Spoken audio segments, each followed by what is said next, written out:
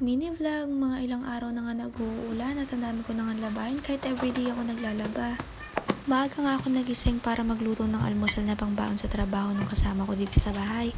Ang pala ko pa nga sana babalik ako sa pagtulog pero sabi ko wag na lang kasi baka tama rin ako.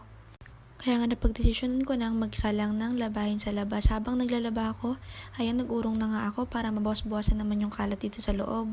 Yung mga ganitong panahon, masarap sanang mahiga lang ng mahiga pero 'di ba mas masarap humiga kung malinis yung bahay. Ito nga palang mga inurungan ko na to is ito yung mga pinag-almusalan kanina. Siguro mga alas 6 na nga to ng umaga, mag-aalas 7 na pero hinugasan ko na nga tong mga to kasi gusto ko pagtapos kong maglaba, wala na akong trabaho. Ewan ko ba naman sa sarili ko, gusto ko pag kumikilos ako dire-diretso, ayoko yung nagpapahinga. Dahil nga gusto ko pagtapos ko maglaba, wala na akong gagawin dito sa loob. Ayun nga, nilinisan ko na to para medyo mas maliwalas naman tignan. Ito nga palang kalan namin, everyday ko rin to nililinis pabawat mag-uurong ako or maghuhugas ng plato.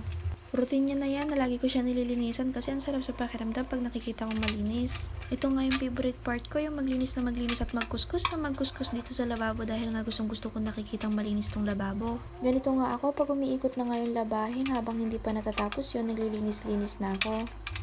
Kita niyo naman, pwede na tayo manalamin dito sa lababo. Pati nga pala yung dingding ng tiles, pinupunasan ko.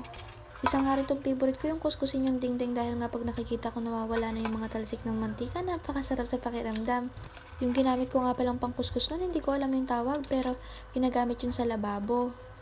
Ayan, hindi na nga natapos si ate Mugol pupunas ng lababo pero ayan, inurungan ko na rin pala yan para malinis na rin kahit medyo malinis pa. At pagkabalik ko nga doon, nilinisan ko na itong lababo at ako nagpunas-punas para wala nang basa-basa.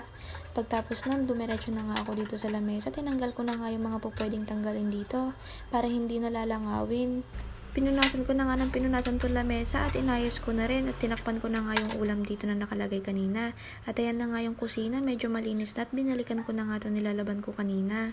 Ito nga palang binabanlawan ko na to is ito yung susunod kong isasalang at tapos na nga yung nakasalang kanina. Para pag hinango ko yung nakasalang kanina, meron na akong isasalang ulit. Pagtapos nga nito, mamaya na ako magbabanlaw kako para may magawa pa ako sa loob. Nilagyan ko muna ng powder para makapaglagay na ako ulit nito.